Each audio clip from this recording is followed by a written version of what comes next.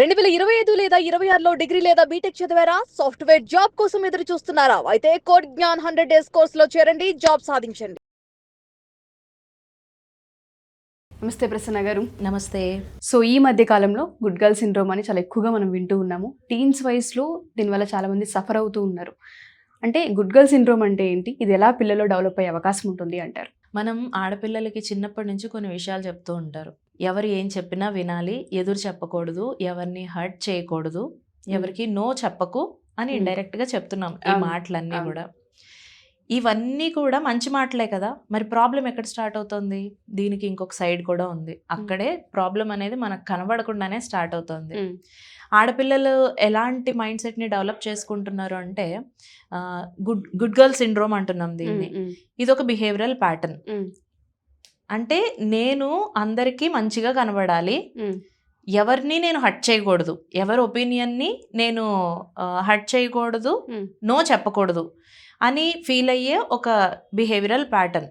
ఇదొక mind set develop చేసుకుంటున్నారు. అంటే నా వల్ల ఎవరు డిసప్పాయింట్ అవ్వకూడదు, నేను ఎవరినైనా డిసప్పాయింట్ చేశాను అంటే నాలో ఏదో ప్రాబ్లం ఉన్నట్టు, నేను తప్పు చేసినట్టు అని ఫీల్ అవుతారు వీళ్ళు.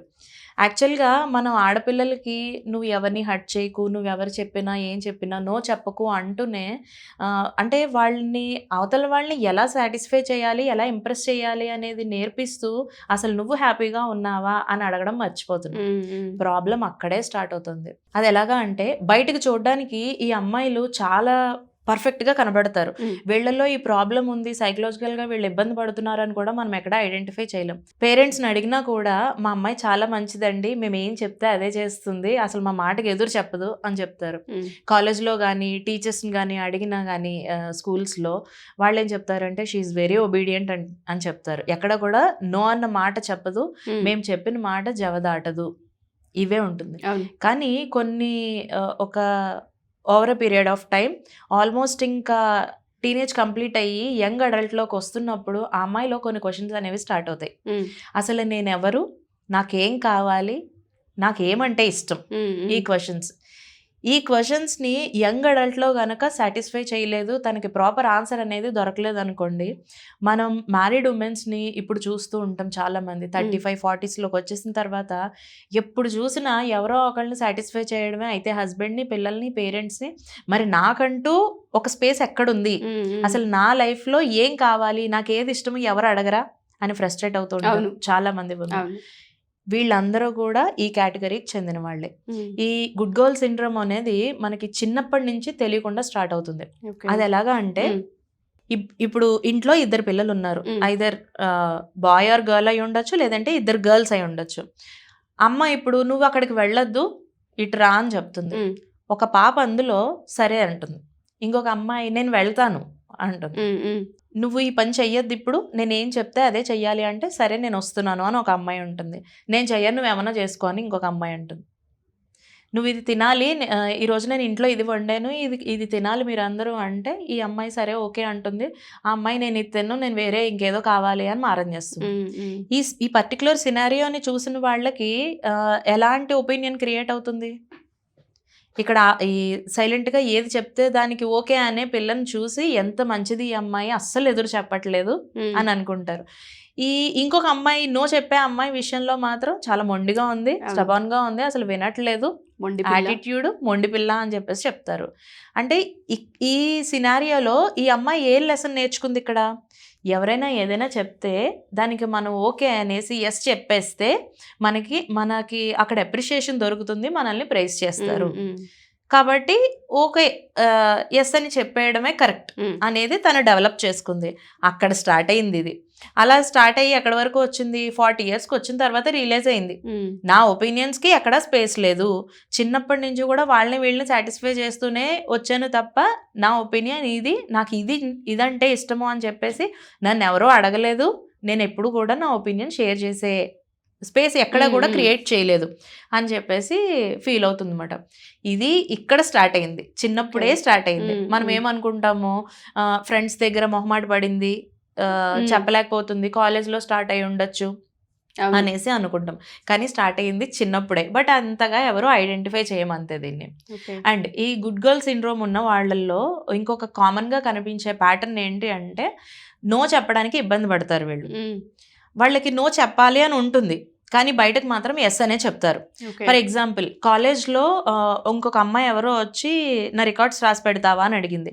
నిజానికి తన దగ్గర అంత టైం లేదు కానీ ఏం చెప్తుంది, ఇప్పుడు నేను రాయలేను నేను చేయలేను అని చెప్తే యాటిట్యూడ్ అనుకుంటారేమో, నన్ను సెల్ఫిష్ అనుకుంటారేమో, లేదంటే ఇప్పటికిప్పుడు నా యాటిట్యూడ్ మారిపోయింది అనేసి మాట్లాడతారేమో అని చెప్పేసి తను చెయ్యలేని పనిని కూడా తన నెత్తి మీద వేసుకుంటుంది అన్నమాట. నేను చేస్తాను అని చెప్పేసి తీసుకోవడం అంటే అవతల వాళ్ళని ఇంప్రెస్ చేయడమే ఎప్పుడు కూడా. తనకి కుదరదు నేను చెయ్యలేను అని చెప్పడం రాకపోవడం అనేది ఒక హ్యాబిట్గా మారిపోయింది. ఇక్కడ వీళ్ళకేమో ఎస్ అని చెప్తూ ఇంటికి వెళ్ళి రాత్రి డోర్లు వేసుకొని ఏడవడాలు ఇలాంటివన్నీ కూడా జరుగుతాయి. అండ్ వీళ్ళకి వాళ్ళ బౌండరీస్ని సెట్ చేసుకోవడం కూడా చాలా కష్టం. ఇది నో చెప్పడం కంటే కూడా డేంజరస్ బిలీఫ్ ఇది. అండ్ వీళ్ళలో ఎవరిని డిసప్పాయింట్ చెయ్యకూడదు అనే కాన్సెప్ట్ కూడా ఉంటుంది. అసలు ఉష గారు ఇక్కడ క్వశ్చన్, నిజంగా మనం ప్రతి సిచ్యువేషన్లోనూ అందరినీ ఇంప్రెస్ చేస్తూ వెళ్ళడం ఈజీయేనా, పాసిబులేనా? అసలు ఇంపాసిబుల్ కాదు. అసలు లైఫ్లో ప్రాక్టికల్గా చూస్తే అందరి డెసిషన్ని మనం తీసుకొని అందరినీ ఇంప్రెస్ చేయాలి, అందరినీ సాటిస్ఫై చెయ్యాలి అనుకోవడం దట్ ఈస్ హైలీ ఇంపాసిబుల్. ఎందుకంటే మన మైండ్లో ఉన్న థాట్ ఇక్కడ 10 మంది ఉంటే 9 మందికే నచ్చచ్చు. అవతల ఇంకొక 10th పర్సన్ ఉన్నాడు, అతనికి నచ్చకపోవచ్చు. ఇప్పుడు మనం చేసే కంటెంట్ మీదే డిఫరెంట్ ఒపీనియన్స్ ఉంటాయి. ఆ 9 మెంబర్స్ మాత్రమే కనెక్ట్ అవుతారు. ఆ 1 పర్సన్ ఎవరైతే ఉన్నారో ఆ పర్సన్ ఖచ్చితంగా అబ్జెక్ట్ చేస్తాడు, ఇది ఇలా కూడా ఆలోచించవచ్చు కదా అని. అంటే different people different mind sets. ఎవరైతే వాళ్ళకి నీడ్ ఉంది, నిజంగా ఇది మేము ఫేస్ చేస్తున్నాము అన్న వాళ్ళే కనెక్ట్ అవుతారు కదా.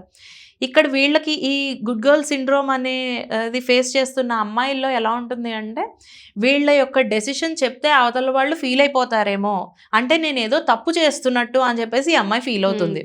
అంటే 10 మందిని ఇంప్రెస్ చేయాలి అనుకోవడం కరెక్ట్ కాదు. అక్కడ 9 మంది నీ మాటలకి ఇంప్రెస్ అవుతున్నారు, నీ ఒపీనియన్కి వాళ్ళు ఓకే చేస్తున్నారు.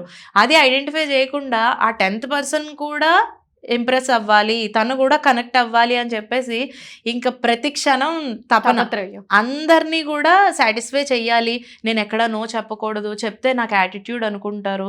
లేదు అంటే ఇంకొక భయం కూడా ఉంటుంది. సరే మెచ్యూరిటీ వచ్చింది, టీనేజ్ దాటిన తర్వాత కొంచెం అమ్మాయి ఆలోచించడం స్టార్ట్ చేసింది, అప్పుడు చెప్పినా కూడా ఇన్నాళ్ళు నాకున్న గుడ్ గర్ల్ అనే ఇమేజ్ పోతుందేమో అనే భయం కూడా ఉంటుంది. సో ఇవన్నీ కూడా గుడ్ గర్ల్ సిండ్రోమ్ ఉన్న అమ్మాయిలు ఫేస్ చేసేవి.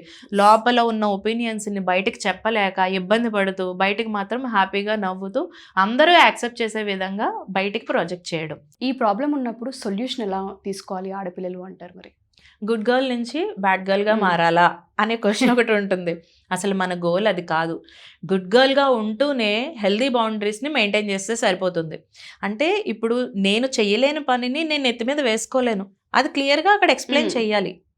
ఇప్పుడు మనము యారోగెంట్గానే చెప్పవసరం లేదు, అన్నీ రెస్పెక్ట్తోనే డిసగ్రీ అని కూడా చెప్పచ్చు కదా.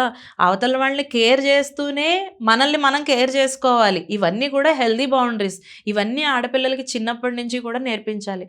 చాలా సందర్భాల్లో ఆడపిల్ల నో అని చిన్నప్పుడు చెప్పింది అనుకోండి, తనకి పొగరు యాటిట్యూడ్ అని చూపిస్తారు.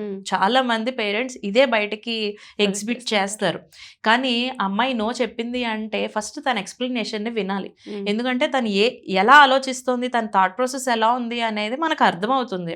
వన్స్ తను నో చెప్పగలుగుతోంది, ప్రాపర్గానే ఆలోచిస్తోంది అన్నప్పుడు తనని డెఫినెట్గా ఎంకరేజ్ చేయాలి.